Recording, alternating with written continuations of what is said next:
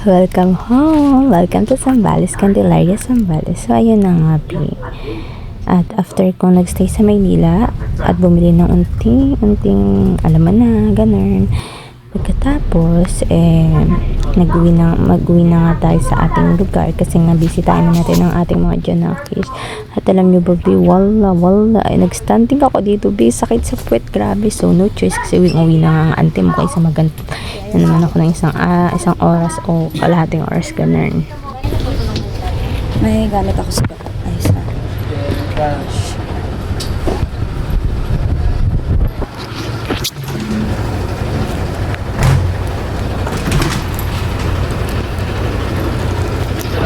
At saka yun.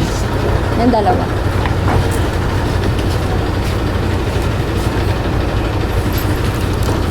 At ayun na nga, waiting ako sa kapatid kong bunso kasi nga nagpasundo ako sa kanya at tinawagan ko nga siya at kakauwi niya lang din galing nag-catering ba. So ayun, sabi ko muna siya matulog kasi nga sunduin niya ako. Actually, hindi nila alam na uwi ako pero surprise, pero hindi naman sila na surprise. Kasi nga bigla nang uwi natin galing ibang planeta, so kaliwali. At ayun na nga, ito na yung gamit na inuwi ko. Isang maleta, tas may paper ba? Yan, paper lang. Yan lang ang inuwi ko dito. At ito na nga, nasundo na ako ng kapatid ko. Dumating na kami dito sa bahay. Opak. Kunwari pa surprise, pero hindi naman talaga sila na surprise. So, ayun na nga, nag-bless na nga ako sa papa ko. At pagkatapos nga, ayan nga, mayroon akong nilagay dito. Ito yung kwarto na tinutulugan ko talaga. Meron itong, tawag doon, mat, ano bang tawag doon? Nakalimutan ko na, basta yung mat na nilalagay niya sa higaan namin paraan. Tapos, ngayon, nakita mo, ayan, ang daming lupa, kumbaga pinagbahayan ng anay. So, kung ano nga pala yung iniwan ko dito noon, yun pa rin ang nadatnan ko, kumbaga nadagdagan pa. O, di ba, Bi? Ang hirap na nag-iisang babae sa bahay. Pagkatapos noon ay nilinisan ko na nga.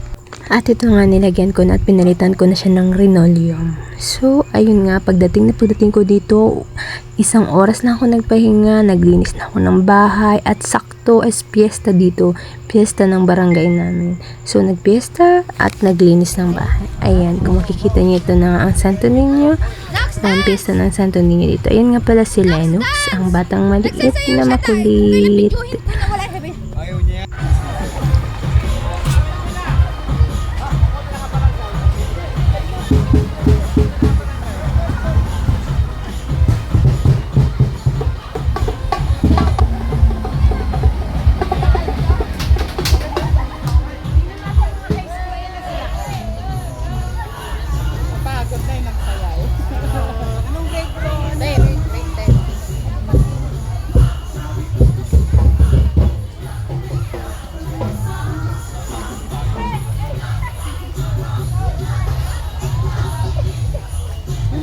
Nakakalayan, baka malaglag sa Santo Niño.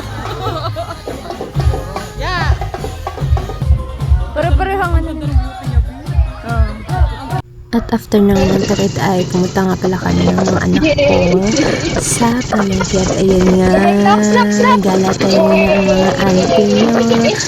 I have 1, 2, 3, 4, 5, 6. At syempre hindi naman mawawala ang pasalubong natin sa ating pamilya. So ayun nga, unti lang kasi ito at para lang talaga sa kapatid ng mga papa ko, mga pinsan ko. Yan lang, mga 5 lang kasi 5 sila magkakapatid, so 5 lang na magagawa natin.